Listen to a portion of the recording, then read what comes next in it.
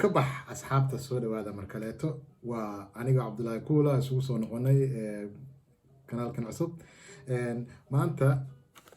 caawa waxaan rabnaa inaan ka wada munaaqashoono mowduuc hore oo uga hadlay live-ka TikTok ee daawatay habeen walbaba waxaan jeclahay inaan halkaan inagu soo gudbiyo wixii maxaa ku dhaafay marka ka bax maxaa ku dhaafay caawa waxba kuma dhaafin oo habeenkii ugu horeysay oo aan doonanay inaan mashruucan bilaawno mowduucan ku saabsan wixii ku dhaafay TikTok intii live-ka lagu jiray waxaan dib u eegayaa oo rabaa inaan dib u eego barnaamijyadii ugu horeeyay mowduucyadii hore ee aan TikTok live kaga hadli jiray sanooyinkii lasoo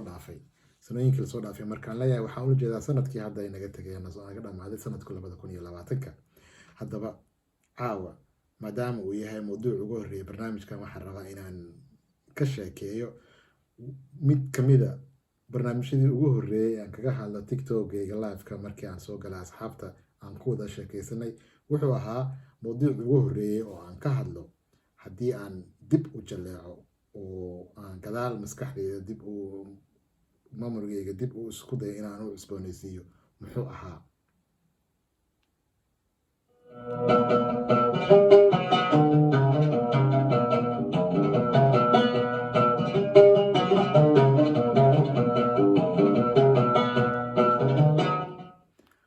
hadda soo xasuustay waxaan ka hadlaynay habeenkii ugu horeeyay waxyaalaha ahayd inkastoo ay habeen ahayd haddana dadku aana jeclaysan caawana habeen tahay oo aan rabo inaan ka sheekeeyo waxay ahayd jinka waxa la yiraahdo waan ognay dhamaantan ilaahay uu abuuray jin iyo insi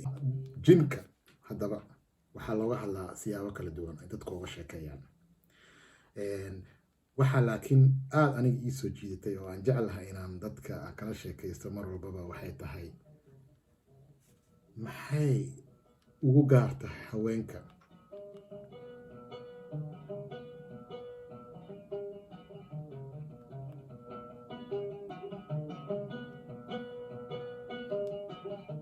ugu gaar tahay marka jinka kaliya maahane waxaan ognahay inay jiraan sheekooyin badan oo ku saabsan jinka waxaa jirta in dadka haweenka inta badan ay ka hadlaan qaarkood faqaburaale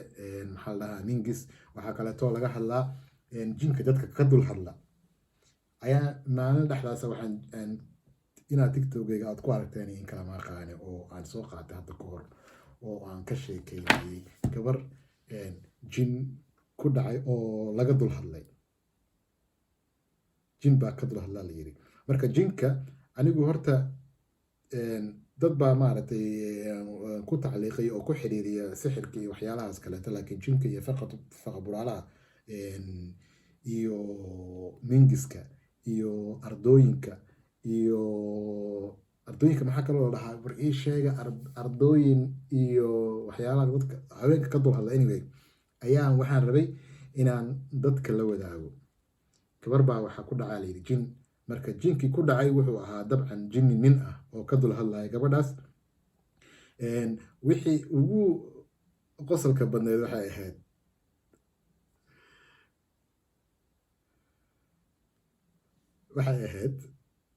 gabadha wuxuu jinku ka galay horaadku ka galay gabadha jinka naasuu ka galay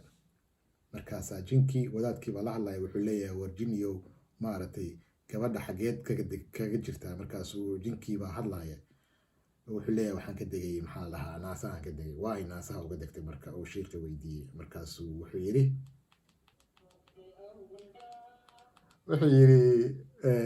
way naasa qurxaneed gabadha naasaheeda aada u qurxan marka aniga marka dooda waxaa geliyey oo aan dooda ka keenay waxay tahay jinkaanu gabadha hadduu ka dhex hadlaayo oo uu jin yahay uu nin yahay oo sida la sheegayo oo jin nin uu yahay muxuu ugu hadli waayo codki ninka oo u isticmaalaya codki gabadha bal say kula tahay adiga arrintaas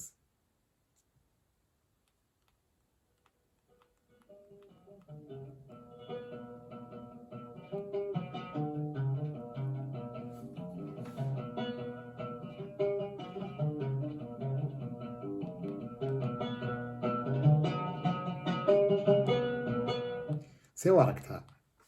jinka haddii uu wax jira yahay waxaa kaleetoo jira sheekooyin jira oo hadda ka hor aan maqli jiray anigu tuulo yar oo aan kusoo koray ayaa waxaa la dhihi jiray habeenkii caruurta maadaama magaalo yar oo iska tuula ay tahay oo inta la degan yahay dadku deegaanka u degan yihiin maahana inta ka baxsan ay duur tahay ayaa waxaa la dhihi jiray caruurta waxaana lagu cabsiin jiray la oran jiray haddii habeenkii banaanka u baxdaan waxaa jira wax la yidhaahdo afkudable afkudablahaasna markaan dugsiga qur-aanka dhigan jiray waan xasuustaa afkudablahaasna haddii uu wuxuu markuu kaasoo horbaxo markaa duurka u baxdid oo meelaha hawdka ay tagtid ayuu afkudabluhu soo baxaa afkudabluhu marka haddii uu kaasoo horbaxo waa jin waxa uu yaqaanaa qur-aanka marka qur-aanku yaqaanaa haddii uu qur-aanka wuxuu akhrinayaa aayadda la yidhaahdo aayatul kursi oo aan wada naqaano dhammaanteen aayatul kursi uu akhrinayaa hadduu aayatul kursiga hortaa akhriyo uu dhammeeyo uu ka hor dhammeeyo adiga ayaa dambas noqonaysid caruur ahaan looga dhaadhicin jiray laakiin haddii adiga aad ka hor dhammaysid aayatul kursiga asiga ayaa wuxuu noqonayaa dambas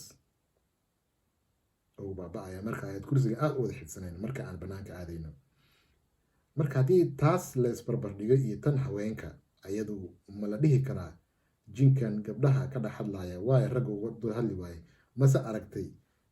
adiga ay daawanaya ama dhegaysanaya qof raga oo jin ka dhex hadlay hadda ka hor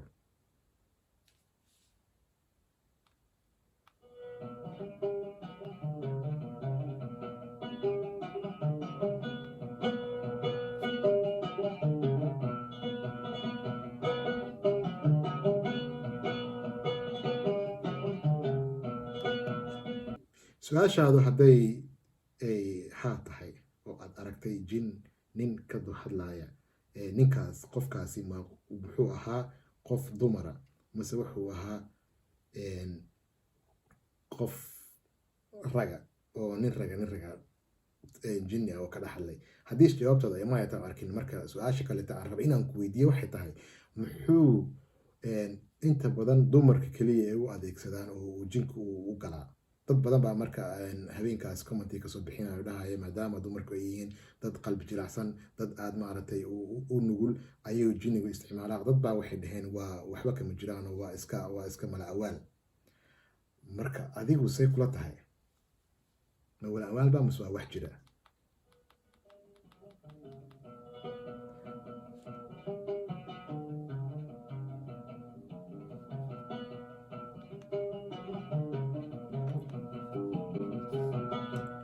haddii ay marka mala awaal kula tahay oo wax jira adigu aad ila aaminsan tahay jinku inuu jiro waa wax laysku raacay oo jin iyo insan ilaahay baa abuuray ilaahayna wuxuu abuuray in ay caabudaan laakiin haddana saas ay tahay oo dadku si kale loo isticmaala wadaado baa jiro ku shaqaysta oo maasha allah diintana aad nooga badiyo nooga yaqaana anigu hadda diin ahaan uma isticmaalay oo waa aqaanaa idinma dhahay laakiin oo daweeyo oo qur-aanka u akhriya markaasna ilaahay markiisa u suurtagodo inuu ka baxo marka haddii adiga oo aad aaminsan tahay